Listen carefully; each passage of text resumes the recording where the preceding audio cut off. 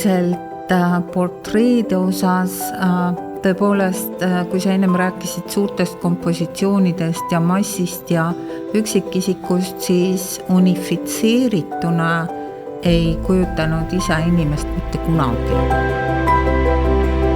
Et teda huvitas nii-öelda maailm loodusest kuni inimhingeni. Aga mis Enn Roode portreesid ühendab, võiks öelda, et siinkohal see tema eksperimentaalne, pisut isegi kubistliku joonega käsitletud käekiri.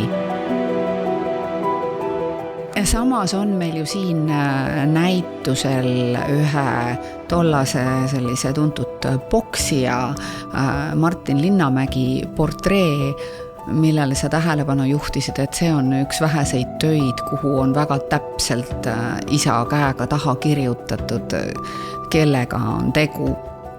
Aga paraku Martin Linnamägi ei näe sellel pildil üldse välja nõukogulik sportlane, ta ei ole ei dressides, ta ei ole suurte musklitega, aga miks isa just selle mehe valis? Võib-olla sellepärast, et nad olid koolikaaslased, et Martin Linnamägi, nagu ma interneti abil teada sain, käis samas Vestholmi gümnaasiumis, valdas võõrkeeli suurepäraselt, mida ju ka tingimata poksijalt ei oota, ja oli Tartus õppinud õigusteadust.